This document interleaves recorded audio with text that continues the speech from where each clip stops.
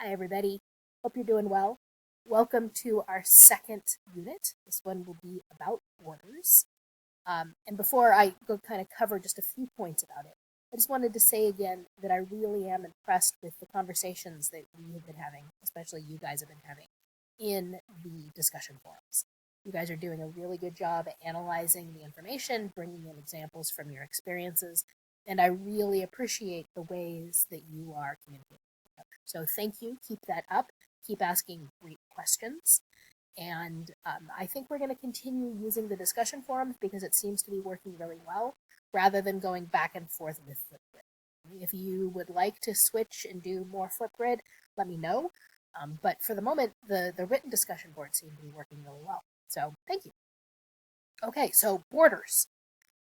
Just like nationalism, borders can be something that people are incredibly passionate about, that can really inflame conflict, that can lead to widespread, wars, right? And they are so linked to identity because, after all, the border around some territory and where that border should be is linked to ideas of identity and nationalism. That they feel that the border should be here, not over here, right?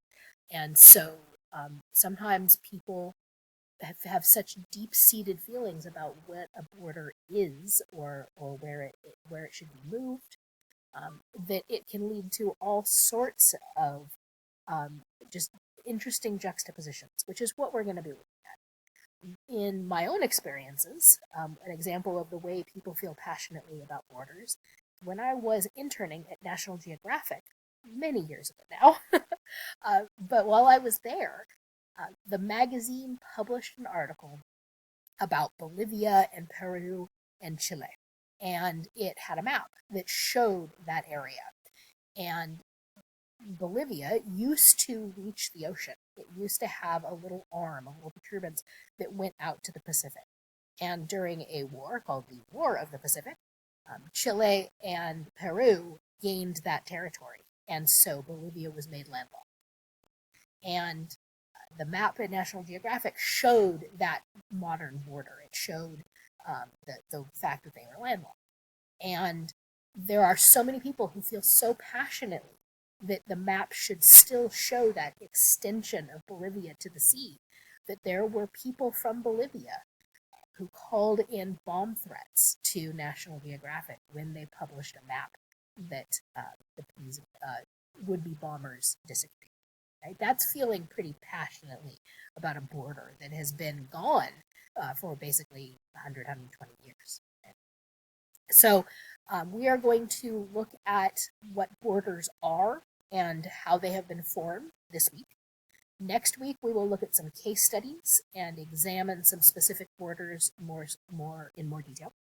That will also lead to our unit project, where you are going to be picking a border somewhere in the world and telling us about it, right? Educating us about that border conflict, what is involved, how it has evolved, those kinds of things. And I will have more details about that up soon.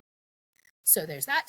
Week 3, we will be watching a documentary about the borders in Central Asia, specifically Afghanistan. It's called The Great Game, and it has a lot of really interesting information about the history of geopolitics in Central Asia, especially as it relates to colonialism and imperialism. And then week 4, I believe we are going to be looking at the link between the environment and borders, specifically with the U.S.-Mexico border. I'm still firming that week up. So that is the overall plan. Let me know what questions you have. Keep up the great work, and I'll talk to you soon.